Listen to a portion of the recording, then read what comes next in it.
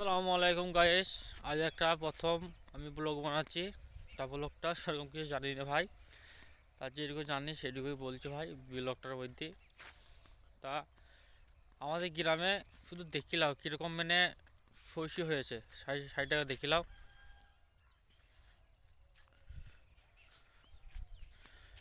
এবার তোমাকে দেখাবো আমাদের গ্রামে যেটা সবচেয়ে বড় সমস্যা, যেটা সবচেয়ে বড় সমস্যা হয়েছে যেটা নিয়ে, সেটা তোমার কাছে দেখাবো। চলো, মানে এই জিনিসটার লেগে গ্রামের অধিকাংশ মানুষ উঠে চলে গেছে, অধিকাংশ। কারণ এটাই আমাদের গ্রামের সবচেয়ে মূল সমস্যা। তা মূল সমস্যাটা তুমি জানতে চাও তো অবশ্যই তোমাকে দেখাচ্ছি। দেখো মূল সমস্যাটা কি। চলো, বেশি দূরে লাগে, সামনে আছে।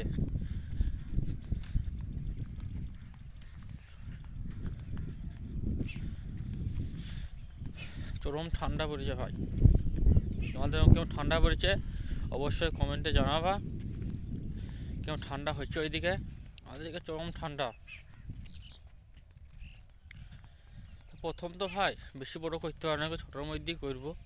তা লাইক শেয়ার করবো ভাই, ভালোবেসে ভিডিওটা দেখি কিরকম হয়। লাইক শেয়ার করবা করতে অবশ্যই। এই দেখো বড়ো সমস্যা তোমাকে দেখাচ্ছি, দেখো।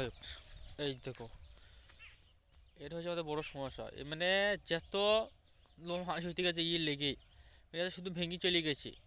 ভেঙে গ্রামটা সব ছোটো করে দিচ্ছে ভাই। কমসে কম নাই নাই করে তাও 10 থেকে 1200 লোক মানে ঘর চলে গেছে শুধু এই নদীর লেগে। এটা হচ্ছে নদী, আমাদের গ্রামের সাইড দিয়ে গেছে। তা ভালো লাগে ভাই, ব্লগটাকে লাইক শেয়ার করে দিও। ভালো আমরা ব্লগ করতে পারিনি, তাও একটা করলাম। Bye bye.